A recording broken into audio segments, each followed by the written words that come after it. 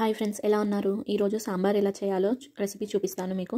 మనకి ఎప్పుడైనా non veg తినగానే వెంటనే ఇలా సాంబార్ తినాలనిపిస్తుంది. అప్పుడు ట్రై చేసి చూడండి, చాలా బాగుంటుంది. సో సాంబార్ కోసం కందిపప్పు వాడతాం మనం. ఫస్ట్ పప్పుని కడిగేసుకొని అది కుక్కర్లో వేసి మునిగే వరకు వాటర్ పోసుకుందాం. పోసి కుక్కర్ స్టవ్ పైన పెట్టుకొని పప్పు ఉడికించుకుందాము. ఇంకో గిన్నెలో చింతపండు నానబెట్టుకుందాం. మీకు పులుపు ఎంత కావాలనుకుంటే అంత చింతపండు నానబెట్టుకోండి. పప్పుకు ఒక 6 విజిల్స్ ఇస్తే పప్పు ఉడికిపోతుంది. సో ఇలా ఉడికిన తర్వాత దాన్ని మనం కలుపుకోవాలి. సో సాంబార్లో మనం అన్ని వెజిటేబుల్స్ వేసుకుంటాం. అవి కావాల్సినవి ఉల్లిపాయలు, పచ్చిమిర్చి, టొమాటో, బెండకాయ, సూరకాయ వేసుకుంటాము. మునక్కాయలు కూడా వేసుకోవచ్చు. ఇప్పుడు ఒక గిన్నె పెట్టుకొని ఆయిల్ వేసుకుందాం. ఆయిల్ వేడయ్యాక ఆవాలు, జీలకర్ర, పచ్చిమిర్చి, ఉల్లిపాయలు వేసి కలుపుకుందాం. అవి వేగిన తర్వాత మనం వెజిటేబుల్స్ అన్నీ కట్ చేసి పెట్టుకున్నాం కదా, అవి ఒక్కొక్కటిగా వేసి వేయించుకోవాలి. కొంచెం వేగినాక వాటిలో అల్లం వెల్లుల్లి పేస్ట్ అండ్ టేస్ట్కి సరిపడా ఉప్పు, కారం కూడా వేసి కలుపుకోండి.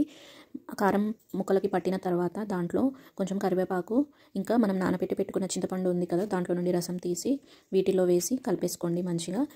తర్వాత ఉడకబెట్టి పెట్టుకున్న పప్పు ఉంది కదా, ఆ పప్పుని కూడా వేసి మంచిగా కలుపుకోవాలి ఉండలు లేకుండా. అది కలుపుకున్న తర్వాత వాటర్ వేసుకోవాలి. మీకు సాంబార్ ఎంత లూజ్గా కావాలి అనుకుంటే అన్ని వాటర్ వేసుకొని కలుపుకోండి.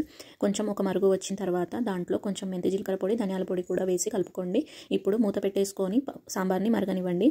ఒక 5 నిమిషాలు మరిగిన తర్వాత మూత తీసి కొంచెం బెల్లం వేసుకోండి. బెల్లం వేసుకుంటే మనకి మంచి టేస్ట్ వస్తుంది సాంబార్కి.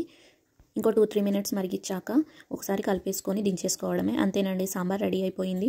ఇది వైట్ రైస్లోకి తింటే చాలా బాగుంటుంది. ఈ రెసిపీ మీకు నచ్చినట్టయితే లైక్ చేయండి. నా మరిన్ని వీడియోస్ కోసం సబ్స్క్రైబ్ చేసుకోండి. Thank you.